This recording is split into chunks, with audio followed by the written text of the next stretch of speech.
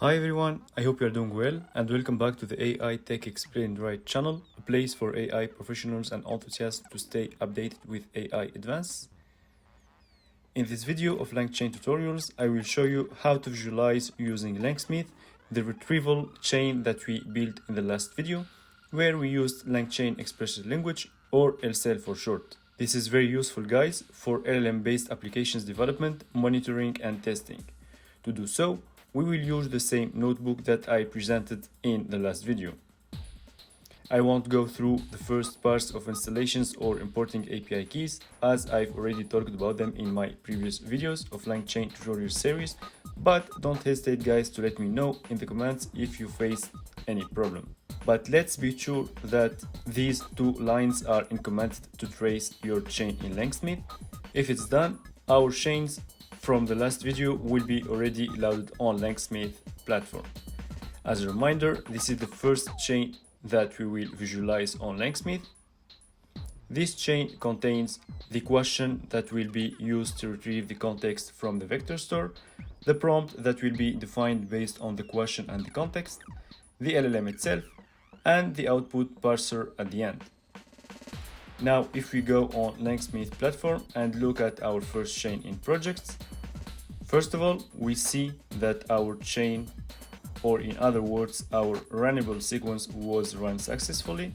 On the right, we have the input, which is our question, and the output, which is the answer. If we click on the first element of the chain, which is the runnable parallel context question, we see that the input is the question and the outputs are the question again and the documents retrieved from the vector store to answer the question.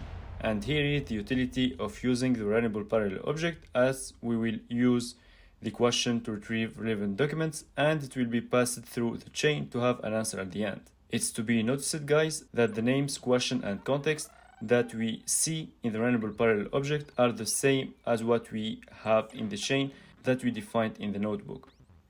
Now, if we check the retriever, we see that it received the question as input and returns relevant documents to answer the question as output.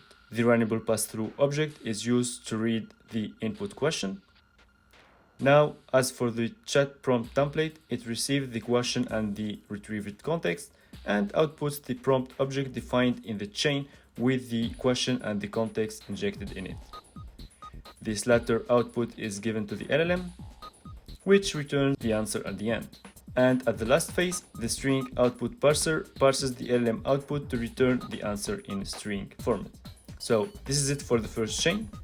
Now let's take a quick look at our second chain, this one. As a reminder, in this chain, we do the same thing, but we precise the language in which the answer should be.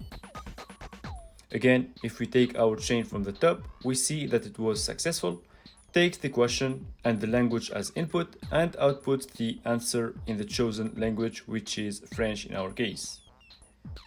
The runnable parallel object includes the question, the language, and the context this time. We have the question and the language as input, which will be passed with the context to the prompt. And the question will be passed to the retriever again to retrieve the relevant documents. The output of the runnable parallel are the question and the language and the retrieved documents. Now, the next two runnable lambda objects, they are actually the item getters that we used in our chain. The first one gets the question from the input and the second one gets the language.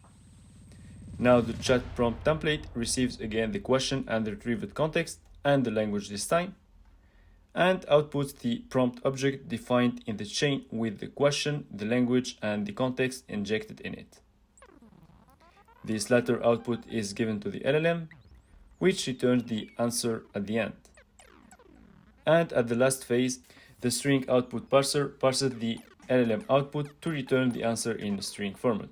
So this way guys, we are able to visualize exactly what goes through each element of our chain, which is very useful to debug our LLM based applications, especially for longer and more complex chains.